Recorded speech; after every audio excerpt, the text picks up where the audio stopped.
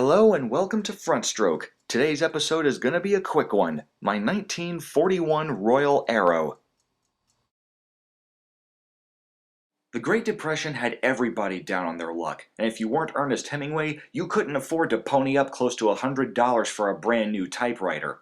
In order to cope with these circumstances, the company began introducing scaled-down versions of their best-selling product. The Quiet Deluxe serial numbers always began with the letter A, and every model that came afterwards was labeled differently. The B model was the short-lived Aristocrat, although on the surface there appears to be no major differences between them except for the label on the paper tray. After the Aristocrat we have the Arrow, which is the C model, and it's here that you begin to notice features are being stripped away.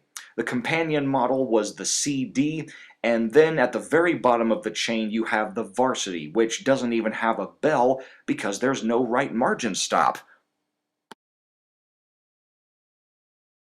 So how is the Arrow any different from its big brother?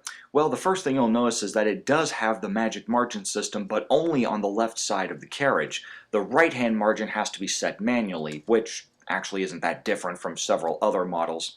The biggest difference, however, is the lack of a tabulator, which means that you're going to have to indent paragraphs manually. You still have touch control, but you'll also notice that there's no chrome trim line around the base of the frame or the middle of the machine. There really isn't a whole lot to say about this typewriter that I didn't express in my Quiet Deluxe episode. Under the hood, it's the exact same machine and the performance is about what you would expect. The addition of extra features like a paper guide and a tabulator only make typing that much easier, but if you're willing to overlook these differences, you can appreciate what people were going through way back when all they could afford was the economy model. Think of it as the difference between a tiny HP laptop and a MacBook Air. You're going to be paying thousands of dollars more for a computer that you may not use to its full potential. If you don't need it, then you don't need to buy it. The typewriter performs well enough, and it really just comes down to that. I think it's an interesting collector's item because it represents a definitive change in the method of production for these major companies.